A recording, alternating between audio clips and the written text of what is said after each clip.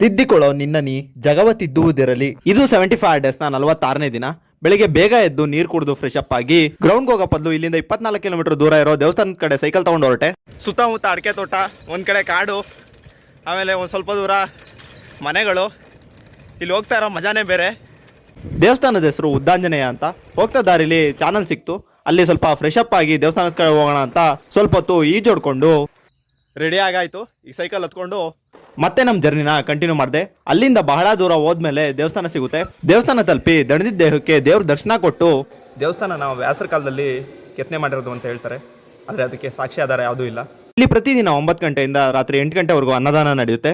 ಹೊರಗಿರೋ ಪರಮಾತ್ಮನ ನೋಡೋಕೆ ಬಂದು ನಮ್ಮ ಒಳಗಿರೋ ಪರಮಾತ್ಮನು ತೃಪ್ತಿ ಆದ. ಇವತ್ತು ಕನ್ಸ್ಯೂಮ್ ಮಾಡಿರೋ ಫುಡ್ ಅಂದರೆ ಅನ್ನ ಸಾರು, ಕಬ್ಬಿನ ಹಾಲು, ದೋಸೆ, ಚಟ್ನಿ, ಸಂಜೆ ಡ್ರೈ ಫ್ರೂಟ್ಸು, ರಾತ್ರಿ ಮತ್ತೆ ಅನ್ನ ಸಾರು. ಕನ್ನಡದ ಮೊದಲ ಶಾಸನ ಹಲ್ಮಿಡಿ ಶಾಸನ.